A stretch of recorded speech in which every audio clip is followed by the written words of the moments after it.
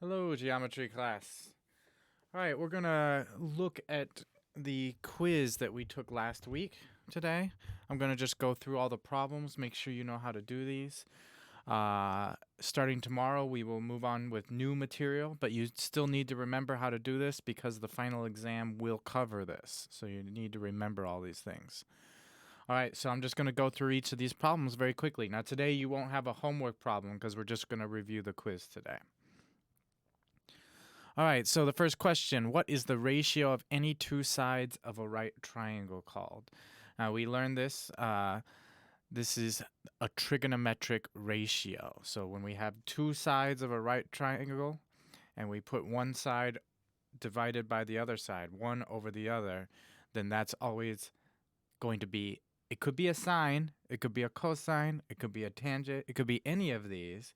And these are all called trigonometric ratio. So the answer to this one is trigonometric ratio.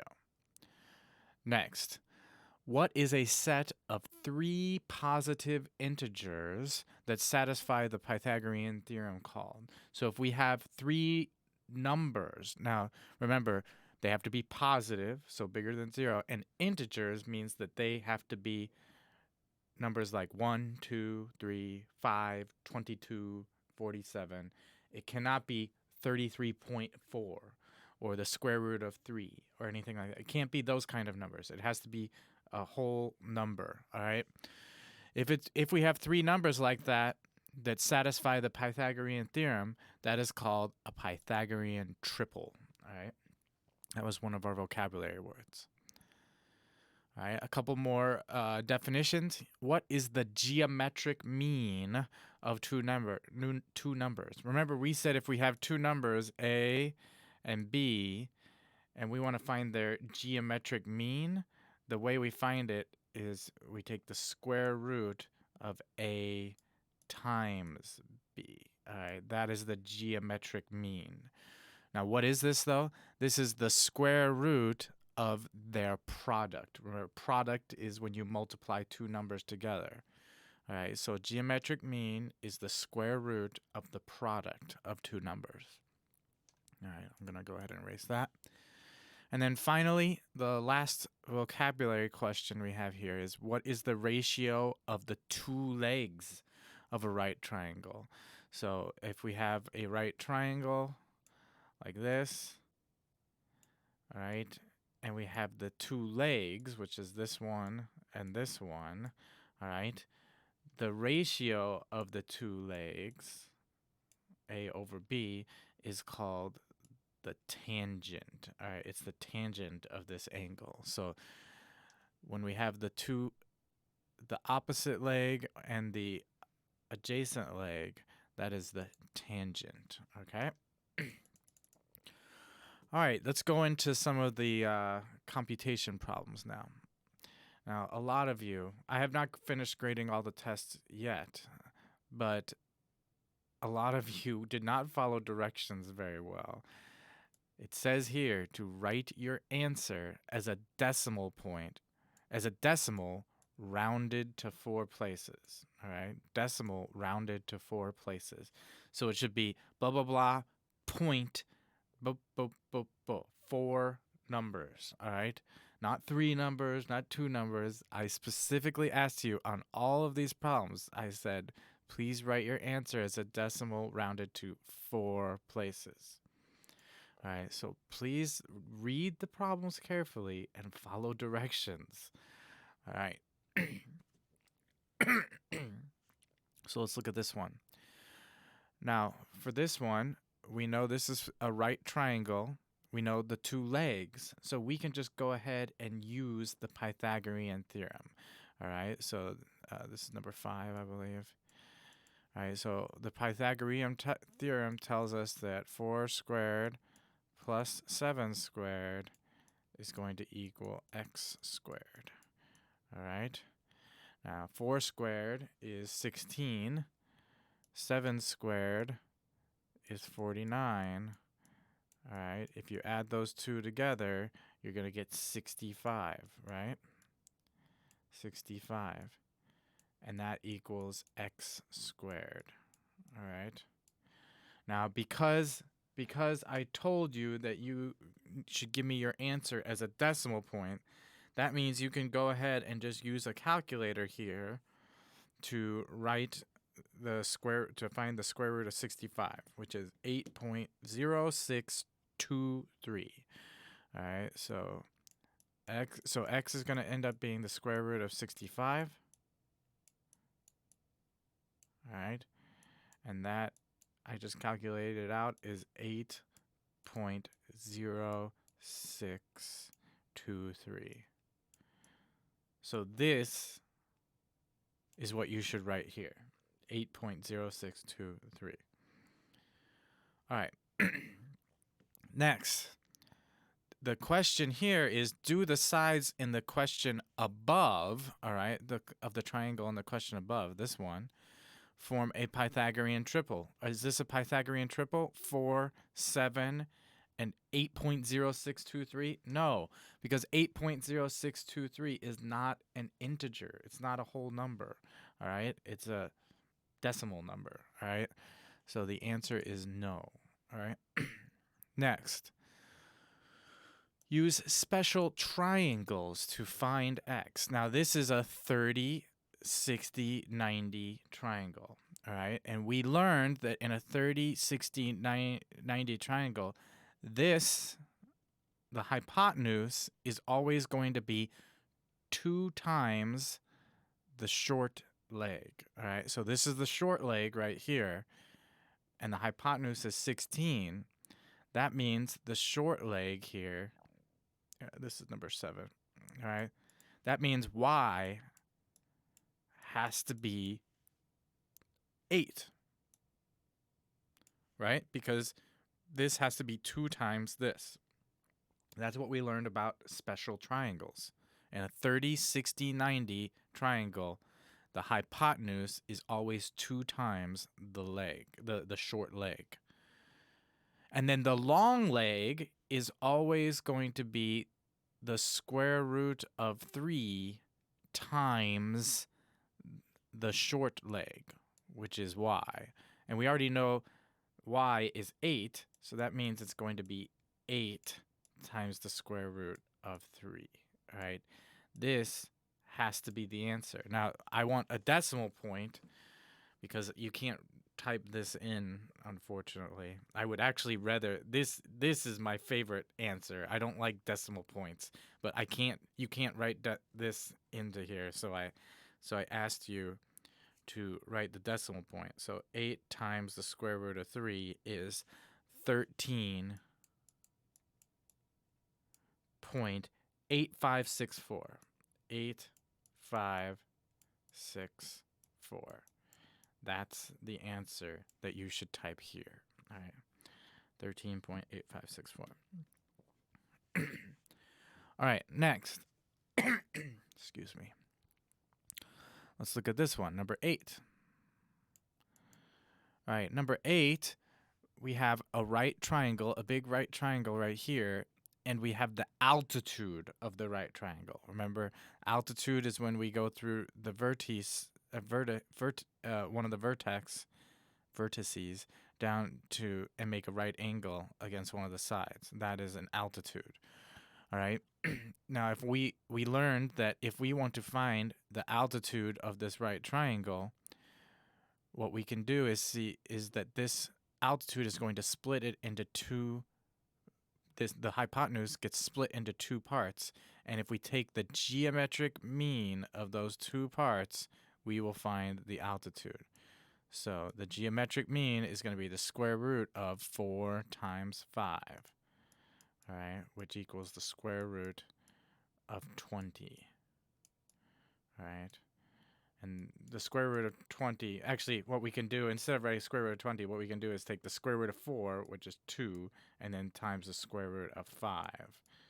All right, so that's the answer that I like, but you need to write it in as a decimal. All right, so 2 times the square root of 5 is 4.4721. All right, equals 4.4721. All right, and that's the answer. Next, let's look at the next one. Number 9.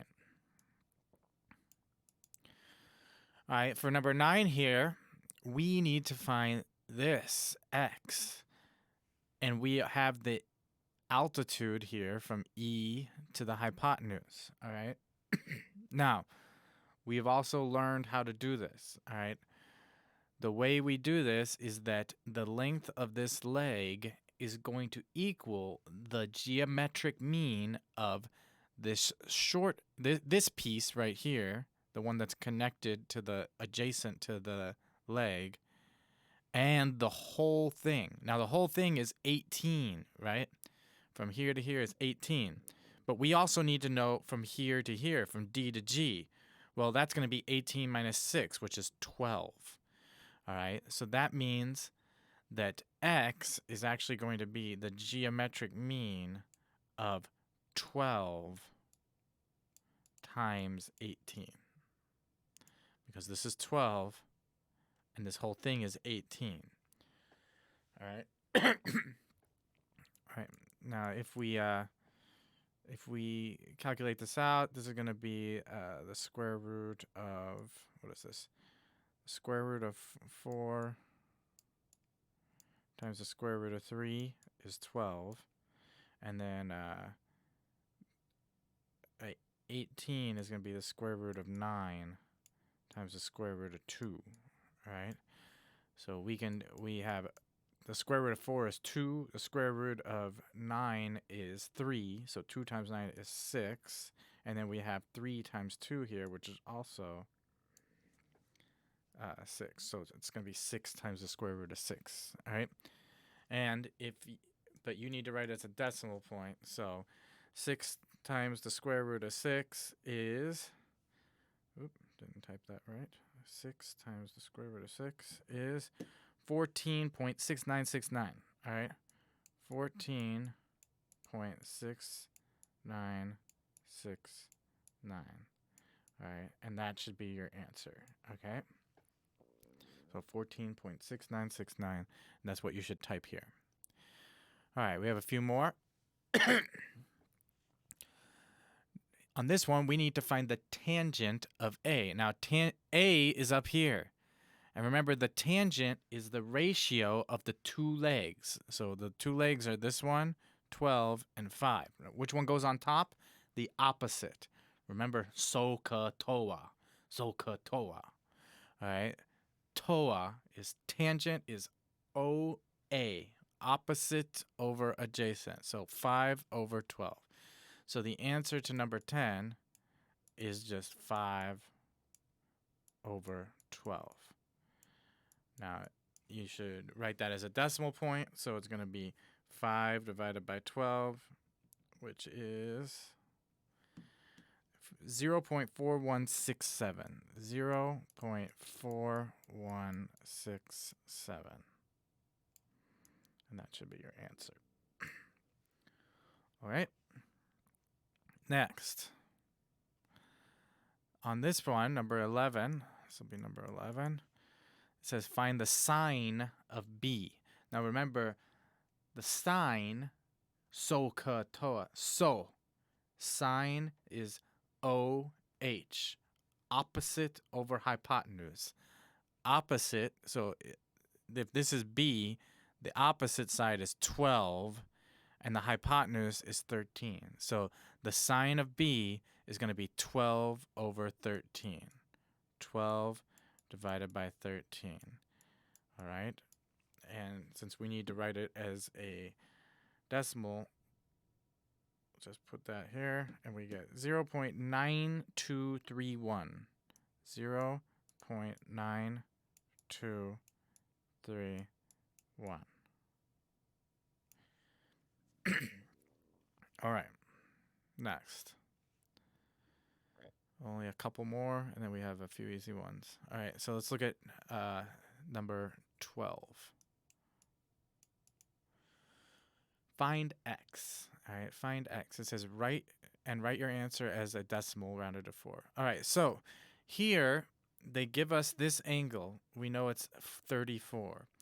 And then we know that this leg is x, and this leg is 16. Now, this leg is the opposite. So here's the angle. This is the opposite, and this is the adjacent. So we need to think, what trigonometric ratio, sine, cosine, or tangent, uses the two legs? And we know that that is the tangent. The tangent is the ratio of two legs, and we have two legs here. So that means the tangent of this angle, which is 34, is going to equal the opposite leg, which is x, over the adjacent leg, which is 16. Okay? So that means that x, if we multiply both sides by 16, this goes away and we multiply by 16 over here. So x is going to equal 16 times the tangent of 34 degrees. All right? So we need to use a calculator to do this. You have to use a calculator to do this. So it'll be 16 times the tangent of 34, and I got 10.7921. 10.7921. That's 4 decimal points, and that's the answer, okay? That's how you do that. And then the last one of these triangles that we need to look at, number 13. So on this one, what sides do we have? Well, we have this side. We have this side. Well, we know this angle is 51. And then this side, which is the adjacent leg is 10. And we want to find y, which is the hypotenuse. So we have the adjacent and the hypotenuse, the A and the H. Which one of the trigonometric ratios uses the adjacent leg and the hypotenuse? Well, so ka is is AH, adjacent hypotenuse. So it's the ka, which is the cosine, all right? So we know that the cosine of 51 degrees is going to equal the adjacent side, which is 10, divided by the hypotenuse, which is y. Okay? Now we can multiply both sides by y, and we get y times the cosine of 51 degrees equals 10.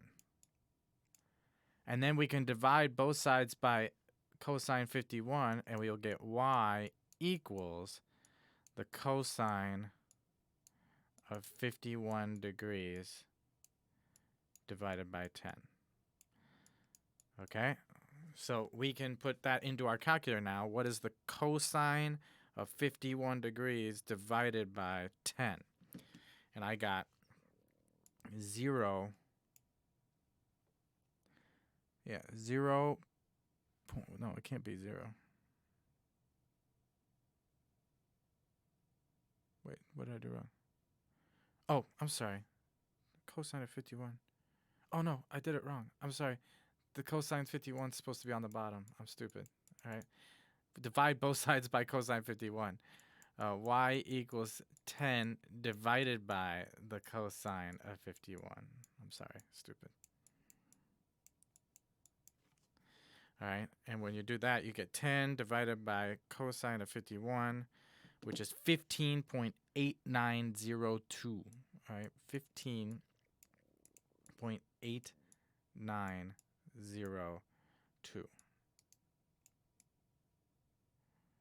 Okay, and that's the answer that you should write here. Okay? All right, 2 more. Find the geometric mean of 3 and 12. Well, finding the geometric mean of two numbers, we know how to do that. We just take the square root of their product, which is 3 times 12.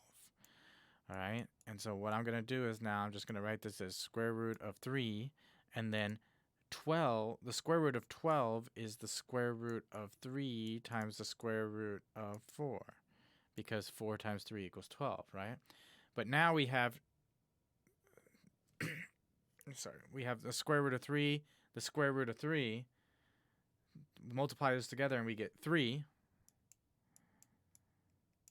And then the square root of 4 is 2, right? So 3 times 2 is 6. So the answer is 6. All right, so right here, you should just write 6. That's it. All right, now, last one, number 15. It says these segment lengths, 5, 6, and 7, form a triangle. All right, so we have a triangle. One side is 5, one side is 6, and one side is 7. What kind of triangle is it? Is it acute, obtuse, right, or isosceles? Well, first of all, it can't be isosceles because isosceles means 2 of the sides have to be the same. And here we see that all the sides are different. So it's not isosceles. So it needs to be acute, obtuse, or right. All right, so the way we do this is first we look at 7 squared, and that equals 49. And then we look at 5 squared plus 6 squared. Well, that equals 25 plus 36. All right, and 25 plus 36 is 61. All right. So we want to see which is bigger. All right. In this case, 49, which is c squared. All right. So c squared is actually less than a squared plus b squared, which is 61. All right. If this is less than that, that means it has to be an acute triangle. So the answer is acute. All right, and we just click that. All right, those are all the problems that you had to do for this one. I hope you guys did well. If you didn't do well, I will arrange a time this week to do a retake. I haven't decided when that will be. Maybe Wednesday or Thursday. All right, tomorrow we're going to start learning some new things. So no homework today. So I'll see you tomorrow.